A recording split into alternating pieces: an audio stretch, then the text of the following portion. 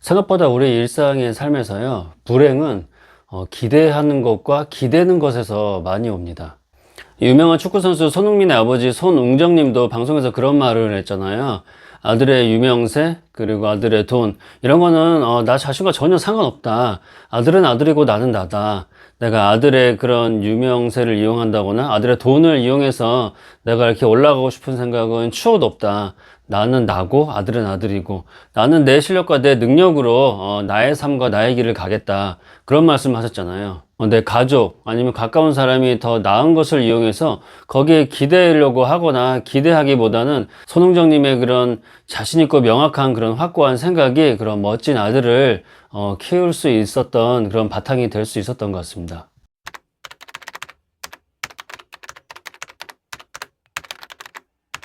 네, 안녕하세요. 이민혁 작가입니다. 우리가 삶을 살다 보면 어려운 순간들과 괴로운 순간들이 많이 있잖아요.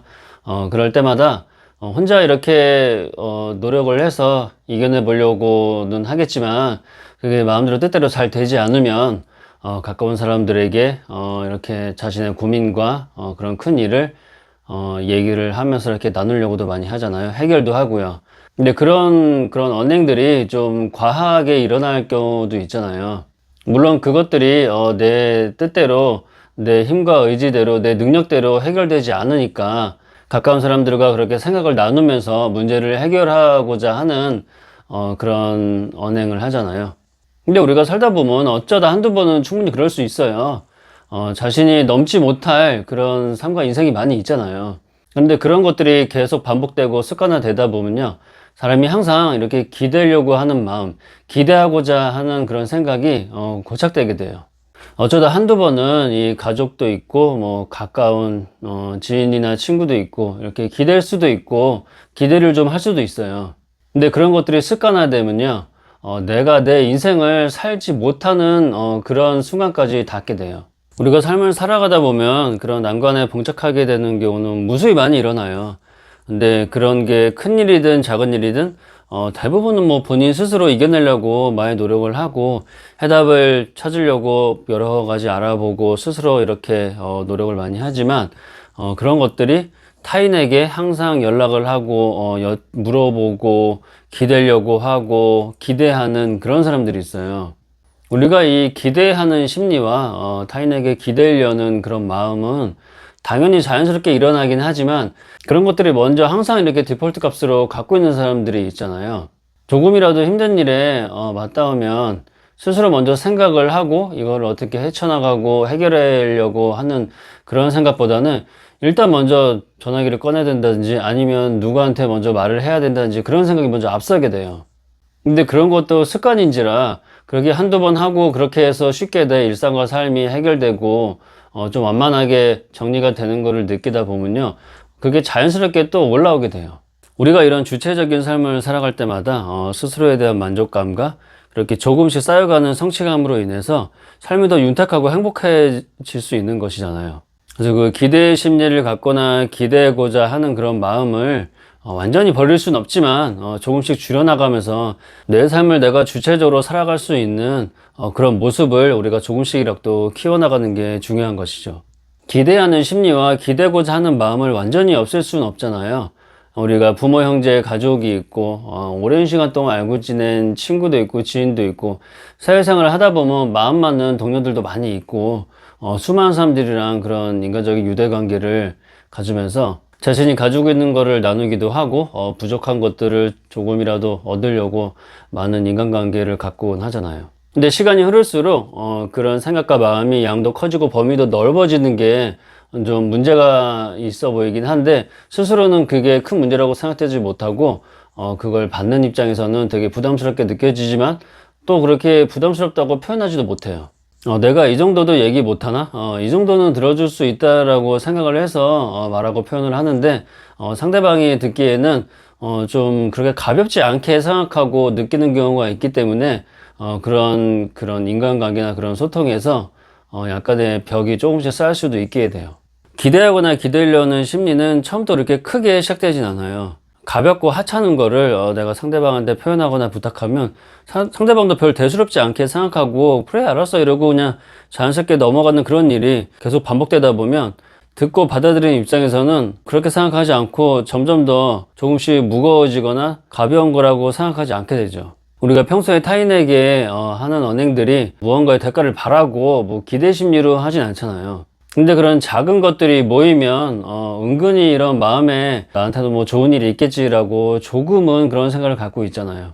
기대를 하니까 스스로한테 그런 불행의 시작이 되고 실망도 조금씩 커지고, 그냥 아무렇지 않은 그런 관계인데도 본인 혼자 북치고 장구치고를 다 하는, 열심히 좋은 거를 베풀었는데 그게 부메랑처럼 돌아오지 않으니까 본인은 굉장히 실망하고 낙심하고 안 좋은 생각들만 계속하게 되고, 그런 일상이 반복되는 거죠. 그런 말이 있잖아요. 돈을 빌려줄 때도 내가 받지 못해도 크게 개의치 않고 아무렇지 않을 정도만 빌려줘라. 최근에 저도 제 친동생한테 돈을 조금 빌렸거든요. 근데 제 성격이나 스타일이 누구한테 뭐 이렇게 빌려달라거나 그런 부탁을 잘 하지 못하는 성격인데, 너무도 급한 일이 있어가지고 생각다 못해 친동생한테 연락을 하게 됐어요. 근데 그 연락을 하게 되는 순간까지 뭐 하루 중에 몇 시간이 걸린 게 아니라 몇 날 며칠 생각하고 고민을 한 거죠. 동생이 잠깐 시간을 달라고 하더라고요. 몇 시간 정도. 자기가 지금 여러 가지 뭐 이것저것 알아보니까 여유분으로 있는 돈이 이거밖에 없다. 그래서 형 그냥 써라. 그렇게 저한테 얘기를 하더라고요. 그 말을 듣는 순간 좀 울컥했어요. 아무리 그런 피가 섞인 동생일지라도 저는 그런 돈 관계를 거의 지금까지 해본 적이 없거든요. 근데 제가 정말 급해서 원래 이런 형이 아닌데 이런 부탁을 하는 거 보니까 동생 입장에서도 좀 급한 일이라고 생각을 했나 봐요. 그래서 자신이 없어도 된다, 이 정도면 내가 뭐 몇 날 며칠 몇 달 뭐 괜찮을 거다 생각하는 정도의 돈을 저한테 보내준 것 같아요. 근데 그러면서 뭐 언제까지 갚아라, 내가 언제까지 갚아야지 나도 이제 생활이 된다, 그렇게 표현한 게 아니라 괜찮다고 말을 하는 거예요. 자기가 없어도 될 정도의 그런 돈을 저한테 빌려준 거죠. 생각지도 않고 뜻하지 않는 그런 동생의 그런 말에 되게 울컥하고 감동을 해가지고 제가 생각을 했죠. 이자까지 쳐서 반드시 갚아야겠다. 그리고 이제 저도 생각을 해보니까 몇 달 있다가 또 이렇게 돈 들어올 게 있어가지고 제 나름대로 생각을 했죠. 근데 동생의 입장에서도 자신이 만약에 빠듯한 그런 생활에 돈을 빌려줬다면 언제 갚을지를 생각을 해서 그날의 자기 그런 삶의 패턴을 조정을 해야 되잖아요. 근데 그렇지 않고 자신이 뭐 괜찮을 정도의 그런 돈을 빌려준 것에 대해서 크게 신경 쓰거나 스트레스를 받지 않는 것이죠. 그래서 동생은 저한테 돈을 빌려줄 때 좀 미안해 하더라고요. 왜냐면 제가 말한 액수의 전부가 아니라 일부를 빌려줬거든요. 근데 저는 절대 그렇지 않다고, 큰 도움 됐다고, 진짜 오히려 제가 더 너무 고맙다는 그런 생각과 마음을 갖고 있고, 이자를 더 보태가지고 반드시 몇 달 있다가 제가 갚을 생각을 하고 있어요. 저도 제가 평소에 그런 기대하거나 기대려는 심리가 그렇게 항상 있었으면 뭐 제가 어렵고 힘들 때 항상 뭐 가족이라든지 아니면 주위 사람들한테 연락을 항상 하고 뭐 나 어려운 사정을 항상 얘기하고 할 텐데 그런 게 전혀 없거든요. 그런데 어쩌다가 저도 사람인지라 살다 보니까 어쩔 수 없는 상황이 이렇게 겪게 돼요. 근데 저는 이런 상황이 1년에 한두 번 있을까 말까 하니까 그런 사람들이 봤을 때 제가 원래 이런 부탁을 하는 사람이 아니니까 가볍게 쉽게 이렇게 수용을 할 수 있었던 것 같아요. 이 사람이 원체 기댈 사람이 아닌데 얼마나 지금 급박한 상황이면 자신한테 연락을 했을까, 그렇게 생각할 수 있는 경우가 많죠. 평소에 그런 기대 심리나 기다려고 하는 마음이 없으니까 그렇게 어쩌다 한번 그렇게 연락을 했을 때 상대방도 정말 급하구나, 진짜 급하니까 이렇게 나한테까지 연락을 했구나 라고 생각을 하게 되는 것이죠. 근데 아무리 작은 거더라도 그렇게 수시로 시시때때로 뭔가 이렇게 부탁을 하거나 그렇게 연락을 하다 보면요, 이 사람은 그냥 이게 습관적이다라고 생각하기 때문에 수용을 안 해줄 수 있는 그런 경우가 훨씬 더 많아요. 그냥 원래 그런 사람이다라고 생각하기 때문에 그냥 다 무시하고 그런 걸로 인해서 그런 인간관계까지 안 좋게 이렇게 변하는 경우도 많이 있게 되죠. 유명한 축구선수 손흥민의 아버지 손웅정님이 근래에 제가 방송에서 봤는데, 자신의 아들이 유명한 거고 자신의 아들이 돈이 많은 거지 나하고는 전혀 상관없다, 그런 말씀을 하셨더라고요. 내가 아들 유명세를 등에 업고 혹은 아들의 돈으로 내가 뭘 하려는 거는 그건 내 모습이 아니다. 나도 내 삶이 있고 내 인생이 있기 때문에 내가 노력해서 일궈서 내가 나가는 거지, 잘나고 유명한 자기 아들을 내세우고 앞세워서 본인이 이렇게 지금 현재까지 위치에 있는 게 아니다라고 말씀을 하시더라고요.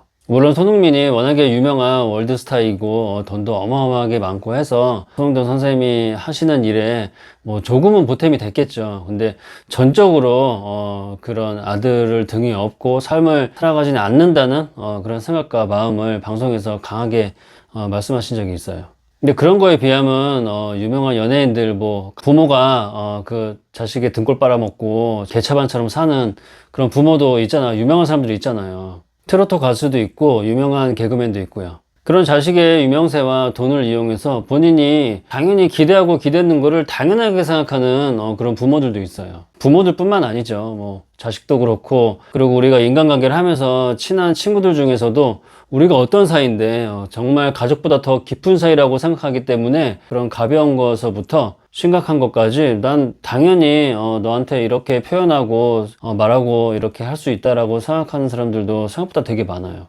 그러면 그 관계가 좋게 유지가 될까요? 절대 아니죠. 그걸로 인해서 삐걱대고 휘청거리고 반드시 무너지게 돼요. 사람이 살다 보면요, 누구한테 기댈 수 있고요, 기대 심리가 당연히 있어요. 근데 그게 얼마나 자주 있느냐, 아니면 거의 없느냐, 1년에 한두 번 있느냐, 이건 굉장한 차이거든요. 기대 심리와 기대려고 하는 그 양과 그 폭을 말하는 게 아니에요. 횟수를 말하는 거예요. 내가 혹은 나랑 관계를 맺고 있는 사람이 어떤 모습인지 한번 우리가 생각을 해볼 필요가 있는 것이에요. 주체적인 생각과 마음을 조금이라도 갖고 있으면요, 그거는 자연스럽게 알아서 점점 커지거든요. 내 삶이고 내 인생이잖아요. 언제까지 남한테 기대서 할 수는 없는 것이잖아요. 정말 말도 안 되는 큰일 같으면 어쩔 수 없이 이렇게 타인한테 기댈 수도 있고 기대감을 가질 수도 있지만, 일반적인 삶과 일상은 우리 스스로 노력을 해가면서 열심히 알아보면서 해결하고 나아가 보려고 한번 해보자고요. 기대하는 것도, 기대려고 하는 것도 습관이에요. 내 부모, 내 자식, 지인, 친구들 모든 사람한테 다 적용할 수 있는 거예요. 내가 얼마나 그 사람들한테 애정을 쏟고 사랑을 줬는데 내가 고작 요거밖에 표현을 안 했는데 왜 나한테 이러냐, 그런 걸로 인해서 내가 흔들리고 무너지는 거예요. 내가 타인에게 행한 것들은 그런 크기와 그런 양은 내 기준으로 생각하는 거지 타인들은 또 그렇게 생각하지 않을 수도 있는 것이에요. 모든 관계와 모든 것들에 그런 기대심과 기대감을 갖지 않을수록 뜻하지 않는 행운이 다가올 수 있고요, 더 좋은 일이 많이 발생해요. 기대심과 기대감은 불행만을 이야기해요. 좋은 것들과 행복과 성공이 내게로 오게 하고 스며들게 하려면 능동적인 주체적인 생각과 행동을 전면에 내세워야 되죠. 그러면서 우리의 인간관계가 조금씩 더 나아가고 발전할 수 있는 것이죠. 행복해지고 싶고 성공하고 싶으시죠? 그럼 일단 기대하지 마시고요, 기대지도 마세요. 당신의 인생이 환하게 빛을 비출 거라 제가 장담합니다. 이번에 제가 쓴 신간 성공의 진심은요, 성공이란 키워드가 들어가서 자기계발이라고 생각하는 분들이 많은데요,